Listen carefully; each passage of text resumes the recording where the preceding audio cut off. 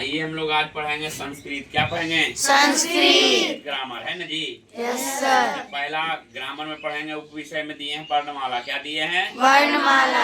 वर्णमाला। वर्णमाला जानते हैं? वर्णों के समूह को क्या कहते हैं? वर्णमाला। अब वर्ण किसको कहते हैं? वर्ण उस मूल ध्वनि को कहते हैं जिसके खंड या टुकड़े ना हो सके। भाषा की सबसे छोटी इकाई क्या कहलाएगा? वर्ण। ध्वनि की सबसे छोटी इकाई क्या कहलाएगा? वर्ण। वर्ण है ना जी। तो वर्ण दो प्रकार के होते हैं। वर्ण कितने प्रकार के होते हैं? दो प्रकार। स्वर्ण वर्ण और व्यंजन वर्ण। स्वर्ण वर्ण और व्यंजन वर्ण। पूरे संस्कृत में कुल वर्णों की संख्या कितना है? 46। वर्णों में संस्कृत में वर्णों की संख्या कितना है? 46। वर्ण कितने प्रकार के? दो प्रकार के। वर्ण कितने प्रकार के? दो प्रकार के। पहला पढ़ेंगे स्वर्ण वर्ण।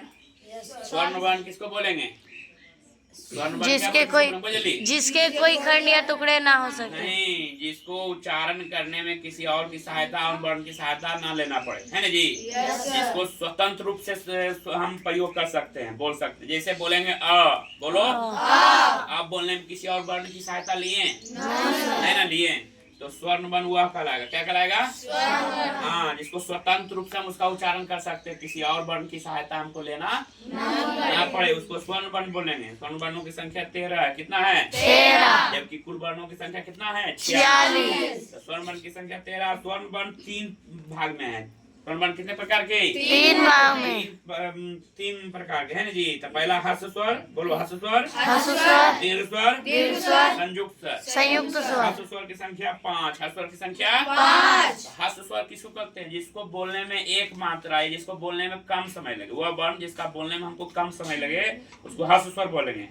अब हर्ष स्वर बोलने से उससे ज्यादा समय लगेगा तो दीर्घ स्वर हो जाएगा। समझ गया ना?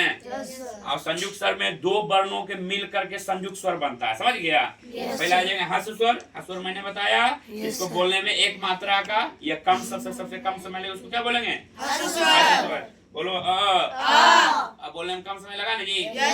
उसी के जगह पर हम बोलते हैं आ। बोलने में ज्यादा समय लग गया, ये दीर्घ स्वर हो गया, ये हर्ष स्वर हो गया। जैसे आपसे हम बड़ा है, पढ़ने में बड़ा हो गया, उम्र में बड़ा तो बड़ा बोलता है ना। इसी प्रकार में यह हो गया हर्षई। बोलो हर्षई, हर्षऊ, री और री।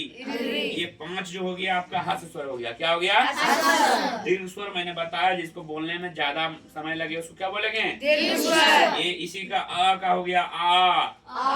हर्षई का दुर्गई, हर्षऊ का दुर्गऊ, री का री।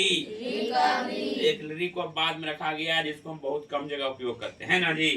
संयुक्त स्वर मैंने बताया, दो वर्णों को मिल करके संयुक्त स्वर होता है, जिसका संख्या 4 होता है। कितना होता है?